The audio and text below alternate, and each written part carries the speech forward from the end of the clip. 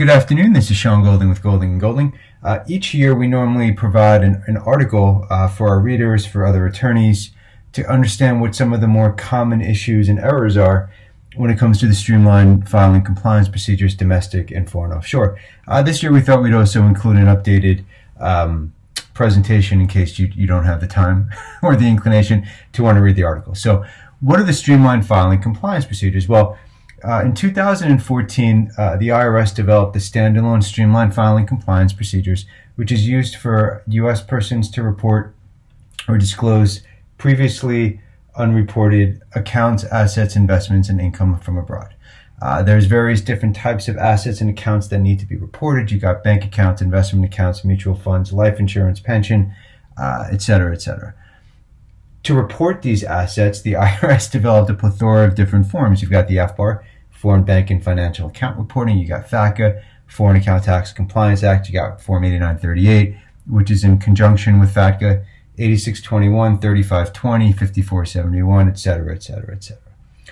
So in order to get into compliance, if you haven't filed in prior years, one of the better ways to do it if you qualify is the streamlined filing compliance procedures. And those procedures are broken down further into the streamlined domestic offshore, streamlined foreign offshore. They both refer to assets that are overseas. It's just streamlined domestic is for non-foreign residents, streamlined foreign is for foreign residents. And so in order to qualify under either program, you have to be non-willful. Let me take a step back. It seems pretty simple up front to people who don't specialize that aren't board certified. This isn't the only thing that they do, right? You got to be non-willful, great, right? Kind of a touchy-feely totality of the circumstance test. If you're a U.S. resident or a foreign resident, will determine which program you qualify for. Under the streamlined domestic, you only can do amended returns. Under the streamlined foreign, you can do original returns, because streamlined foreign is for people who primarily live overseas, accidental Americans, expats, and stuff like that.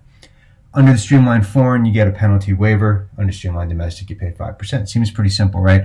You would be amazed that over the 9 years the program has been in existence, 8 to 9 years, we've handled thousands of them, and people come to us weekly with the same common issues, with the same attorneys who purport to be experts. This is all they do, and obviously it's not. So let's go through 5 of the more common issues that we've come across in 2021. 1, not everyone is non-willful, right? There's no bright line test, and plenty of people will qualify for non-willful. And just because you read some fear-mongering article online, that had you second guess yourself, that doesn't make you willful. But you have to be non-willful. So if you're willful but super duper apologetic, well, that doesn't make you non-willful. So that's an important distinction, okay?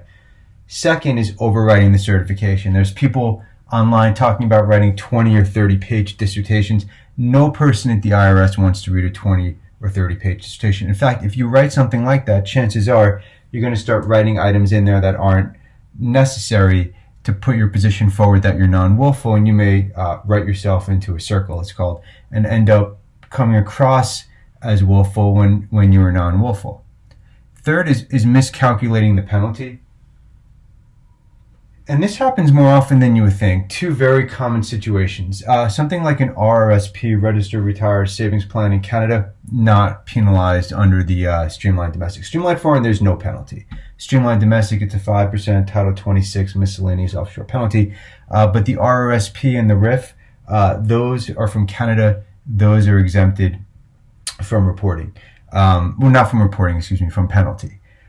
Also, certain rental properties also excluded from the penalty base. If you have rental property in a corporation and then you're trying to determine the value of the corporation, you don't remove the rental property from that value. But if it's individually owned, it's not subject to penalty. Individually owned real estate is not reported for FATCA. It's not reported for FBAR. Income is still reportable even if you have a negative net income on Schedule E. Lack of IRS follow-up and response. This is nuts, right? But this happens. People come to us and they go, hey, we submitted the streamlined, and they didn't do like a flat fee full service model.